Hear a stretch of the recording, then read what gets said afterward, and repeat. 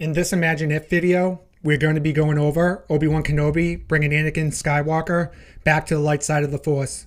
Like in the original timeline, Obi-Wan shows up on Mustafar to confront Anakin. However, in this story, instead of Obi-Wan being confrontational towards Anakin, he shows patience and empathy towards him. Obi-Wan lets down his guard and genuinely listens to Anakin's reasoning for turning to the dark side, explaining to him that Palpatine is evil and has manipulated him. He pulls on Anakin's heartstrings and uses this to bridge his return to the light side, with a head off to help Yoda engage Darth Sidious and end the Sith once and for all. I'm going to briefly take some of the story from Revenge of the Sith novelization to set up the following scenes. Anakin quickly glances at Padme and in frustration says, "You're with him. You brought him here to kill me." Padme is in disbelief that Anakin could even think this, shouts, "No." Anakin reaches out with the Force, his mechanical hands slowly squeezing together as Padme lifts slightly off the ground and grasps her neck with her now trembling hands. Obi-Wan, slowly walking out of Padme's ship, demands that Anakin lets her go. Padme, trying to gasp for air, desperately calls out to Anakin. As Obi-Wan exits the ship, he once more says in a serious tone, "Let her go." Anakin comes to his senses and realizes what he is doing, quickly releasing Padme, who falls unconscious to the ground. Anakin, looking at Obi-Wan, screams, "You turned it against me." Obi-Wan quickly responds, "You have done that yourself." Anakin yells back at Obi-Wan, "You will not take her from me." "Your anger and lust for power have already done that," replies Obi-Wan. Obi-Wan continues and tells Anakin that he has allowed this Dark Lord to twist his mind, and until now he has become the very thing he swore to destroy. "Don't lecture me, Obi-Wan. I see through the lies of the Jedi. I do not fear the dark side as much as you do. I brought peace, freedom, justice, and security to my new empire," Anakin says as he slowly turns his back on Obi-Wan. "Your new empire?" shouts Obi-Wan. "Don't make me kill you," Anakin callously states. Obi-Wan, still processing everything that's going on, responds, "Anakin, my allegiance is to the Republic, to democracy." Anakin gives Obi-Wan an ultimatum. "You're not with me? Then you're my enemy." Obi-Wan states that only a Sith deals in absolutes. This is where the timeline will change. Instead of Obi-Wan grabbing for his lightsaber and saying that he will do what he must, he instead pauses and realizes that this is not Anakin. This is not the man that he had watched grow up since he was a small boy. Obi-Wan thinks, how can he get through to Anakin? All he could think of was his master Qui-Gon repeating the words, "Patience." This would be a pivotal point in bringing Anakin back to the light, since both of them are in a conversation and aren't engaged in a duel. If Obi-Wan had just had patience and empathy in this moment, and truly tried to reach out to Anakin and listen, I think Anakin would have been receptive and possibly turned back to the light, instead of until Return of the Jedi. Obi-Wan lowered his voice and calmly spoke to Anakin. "Anakin, you are my best friend. You're my brother, and I know that this isn't you. You're deeply compassionate and genuinely care for others. Look what you have done. Palpatine is pure evil. Look at what he has manipulated you into doing. He uses people for his own advantages and purposes, then discards them when they are no use to him. Think of Dooku or Maul. He used them, and once they did his bidding, he cast them aside without a second thought." Obi-Wan continued, slowly walking up to Anakin. "Look at what Palpatine has done. He was responsible for Qui-Gon's death. He most likely put the hit out on Padme's life. He orchestrated a galactic war, playing both sides to manipulate the Senate into giving him more power and authority." Obi-Wan continued, "He deceived and lied to all of us and gave us a false sense of security. What's worse is that he took my friend and turned him to the dark side, turning him against his Jedi family and to do his bidding." Obi-Wan, reaching Anakin, softly spoke, "Look at Padme. You choked her in your anger. Anakin, the man I know, would never have done this to the ones he loved." Obi-Wan, placing his hand gently on Anakin's right shoulder, says, "What has Palpatine promised you? Anakin, I am here for you and only want to help." Anakin's eyes started to swell up. Tears started to trickle down his cheeks. His body went completely numb, and he fell to his knees. Anakin finally spoke. "Obi-Wan, what have I done? All I wanted to do was become powerful enough to save Padme from dying. And Palpatine said that we'd be able to do this through his teachings and our working together." He continued, "I can't lose her. I can't live without her." Obi-Wan, confused, asked him, "Anakin, how do you know Padme is dying?" "I had visions like I had about my mother, and I was too late to save her." "Anakin, Just because you had visions of your mother and couldn't save her doesn't mean Padme will share the same fate, comforting Anakin. Anakin at this point is processing everything that has transpired. He is overwhelmed with guilt and remorse. He trembles as he recalls everything that he has done and was willing to do because of his manipulation by Palpatine.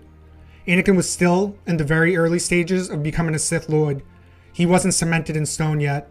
He was still vulnerable and able to be quickly turned back to the light side.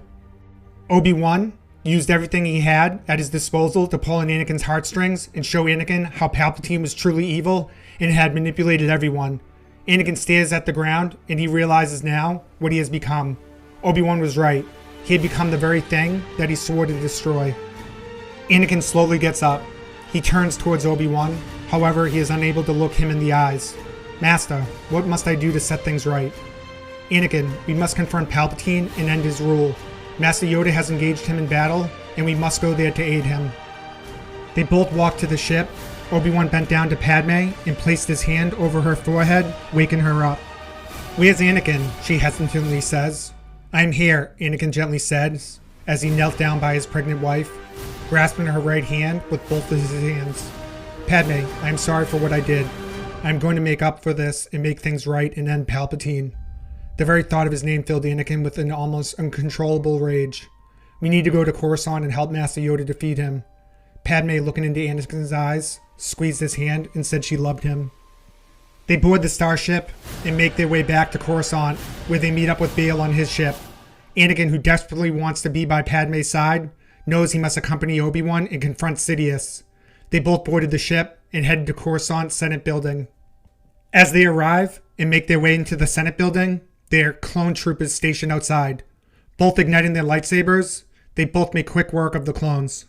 Once inside, they rush to Palpatine's office. Arriving there, they see no one, but notice that the access to the entrance to the Grand Convocation Chamber has been opened, and they both head in that direction.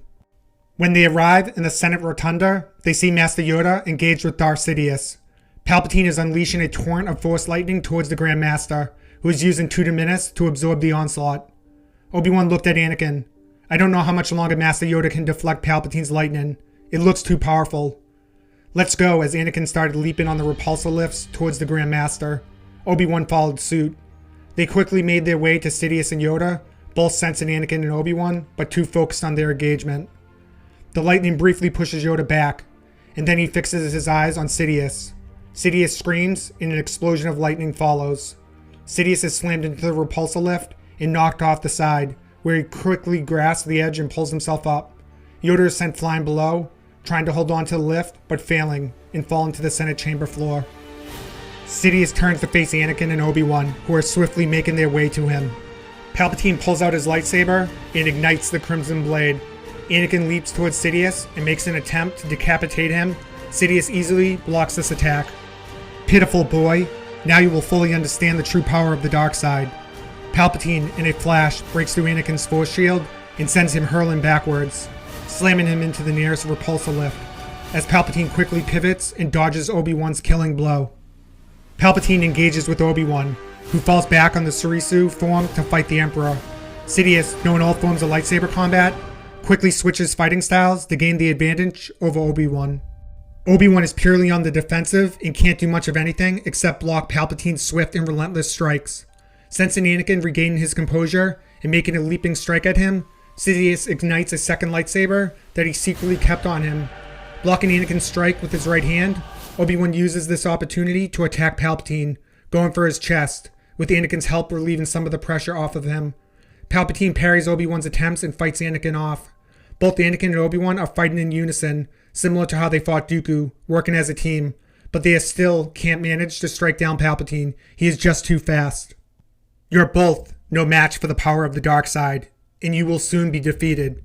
Anakin strikes out Palpatine's torso, but Palpatine is too fast and dances around the strike and backflips to the next repulsor lift. Both Anakin and Obi-Wan lunge at Palpatine. He catches Obi-Wan mid-leap and blocks Anakin's attack, setting Obi-Wan hurling back meters into the repulsor lift. This is the end for you. You're going to pay for what you have done, Anakin shouted at Palpatine. Anakin re-engaged Sidious, and they both moved as a blur.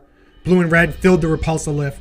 Even though Anakin came back to the light, he was still using his anger and hatred from the dark side to fight Palpatine. Anakin leapt over Palpatine, but it made no difference. Palpatine turned around just as fast. Palpatine reached out with his hand and made a gesture. Anakin's lightsaber fell out of his hand and was deactivated. Similar to what Obi-Wan did in the original timeline of Revenge of the Sith Lord tweaked a mechanical component in Anakin's arm that rendered it useless. Sidious sent Anakin flying back with an overwhelming amount of lightning, slamming Anakin into a repulsor lift. Sidious smiled as he was electrocuting Anakin to death, enjoying every second of it. So focused on killing Anakin, Sidious almost didn't sense Obi-Wan lunging towards him. He immediately turned around. Anakin lay unconscious on the side of the repulsor lift. Sidious ignited his lightsaber and blocked Obi-Wan. Sidious had had enough fun. It would now kill the Jedi Master. He increased his speed, and Obi-Wan only saw a red blur. He couldn't keep up with the Sith Lord. He was just too powerful and fast. Immediately after Obi-Wan processed that thought, Sidious quickly struck, cutting off Obi-Wan's arm. With the lightsaber still in his hand, Obi-Wan's arm fell to the floor. Sidious looked at Obi-Wan and smiled. Everything went black as the Emperor removed his lightsaber from Obi-Wan's skull. Performing the Shiak maneuver, Anakin painfully screams, "No." Anakin, full of anger, leapt into the air and force-pulled his lightsaber into his hand. But before he could ignite it, Sidious grabbed him. Anakin's body was completely paralyzed. Anakin screamed in agony as you could hear the sounds of bones grinding, splitting, and shattering all at once. He couldn't breathe, as his broken ribs had punctured his lungs. Sidious was laughing as he was force-crushing Anakin to death. His insides were imploding. "Stupid boy. Only now have you realized the full power of the dark side." Anakin's body lay limp. Then everything eased up, and he fell to the ground. In agony, he looked up and saw Sidious's body just collapse, his head missing. With Sidious's head rolling towards a pair of green feet, Yoda stood there, deactivating his lightsaber. "That's an end, your rule is, and not short enough it was," Yoda mutters. By the way, quick side note, I didn't want to veer off from this fight, but I figured I should mention that Padme did give birth, and she did not die. There was a theory, I don't know if it was from Star Wars theory, that a possible reason Padme had died in the original timeline was that Palpatine was stealing Padme's life essence in order to keep Anakin alive after his injuries fighting Obi-Wan. I personally really like that theory. The Sith were now gone, and it was time to rebuild the Order. Yoda reprogrammed the beacon at the Jedi Temple, issuing all surviving Jedi return at once, and stating that it is now safe. With the last remnants of the Jedi, they wipe out all the clones left on Coruscant and make a plan to dismember the clone army that is spread across the galaxy. Yoda's evidence to the Senate about Palpatine being a Sith, his manipulations, and him orchestrating the war brought the Jedi back into good standing with the public. Anakin reconciled with Padme, and she did forgive him, and he was overwhelmed with joy at being a father. He had never experienced this kind of love or connection before. Anakin, although remorseful for his actions, had to stand trial for them. His actions in bringing down Palpatine were taken into consideration and given him a lighter sentence. But he was still sentenced to time in the Citadel prison that was built to hold rogue Jedi. He would serve for a period of 10 years. Anakin served his time and returned to the Jedi Order. His children are being trained as Padawans and are now 10 years old. Anakin and Padme's love for each other continued to grow. Although the Jedi Order in the past forbade attachments, the Order had changed. The Jedi had changed. This concludes the video. There's a lot we can do to expand upon this storyline. This was my first go at something like this, so I really hope you enjoyed it. If you did like the video, please force push the like and subscribe buttons. May the Force be with you, always.